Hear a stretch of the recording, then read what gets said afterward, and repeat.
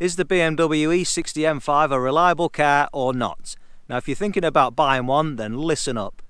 Okay, so it's fairly evident that these cars have a very well established reputation for being horrendously unreliable, and an owner can be presented with frequent four-figure repair bills, and we've all seen the videos on YouTube that describe it as the greatest car you should never own, it's great until it's not, rod bearings, blah blah blah blah blah. Now then, just because that's what seems to be written all over the internet, does it mean that it's true? Okay, so to answer that question, we first need to understand what we're looking at here. So it's essentially a 5 Series BMW with a 507 horsepower V10 engine that revs to 8,250 RPMs and that gives the car a very specific, unique sound. It has a 7-speed manual gearbox with hydraulically actuated single clutch and gear changes. Now these two components alone make for a very exhilarating driving experience, but for that to have been created, there's a hell of a lot of extra engineering that's had to go into the car over and above a regular BMW or a regular car for that matter. Okay, so next up we need to take a look at the life cycle of the E60 M5 from when it was new to right now, 2021. So the initial buyer from new would have had to have been someone of reasonable means because they weren't cheap when they were new, approximately 200,000 New Zealand dollars here in New Zealand. So it would have had to have been a reasonably successful businessman or professional who I'd think would be fair to say that may not have had a great deal of real-world mechanical aptitude.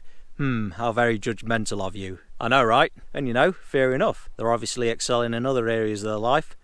So the factory service schedule would have been followed to the T, which, if this is used as the minimum, has already been proven to be detrimental to the car over the long term. And correct warm-up procedures probably weren't considered. So at that point, the owner has enjoyed the car, but the effects of the way the car was looked after would have started to take effect. And some cars that were driven hard, without any sympathy for the servicing and warm-up these engines actually require, suffered quite badly and had major components replaced during the early days. This is of course well documented on the internet. So then next up, after the first 3 to 5 years, the car would have likely been traded in and suffered a heap of depreciation over that time. So the next buyer, and consequent 2 or 3 buyers moving forwards, come in, buys the car at a much more reasonable price, although still expensive at this stage, and likely took out mechanical insurance as they would have been frightened of the potential repair costs, because parts aren't exactly cheap for these cars.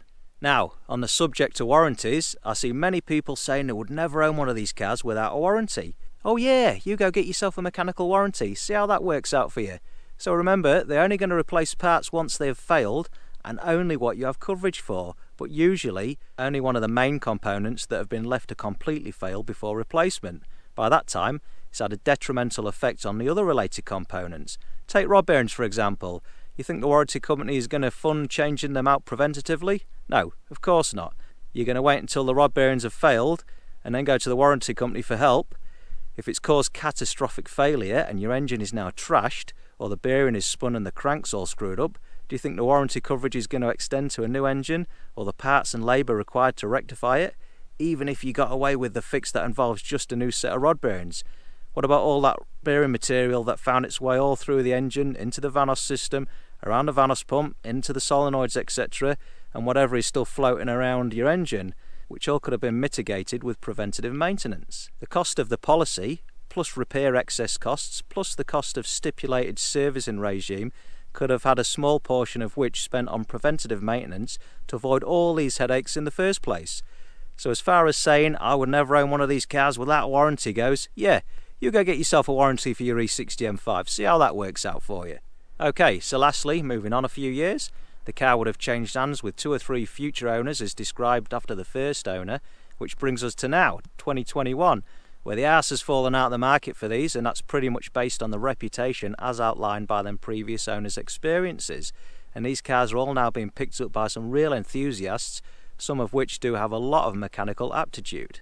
So, going on the most recent feedback on my channel, purely based on what I've heard from the majority of my viewers, is that they tell me, you know what, the reliability of their experience of ownership certainly hasn't been in line with the reputation, and they're all incredible cars to own.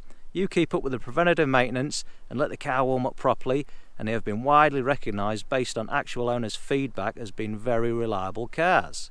So, if you're looking at getting into buying one of these cars, you need to approach the purchase with 3 things in mind, and you will require at least 2 of these 3 things.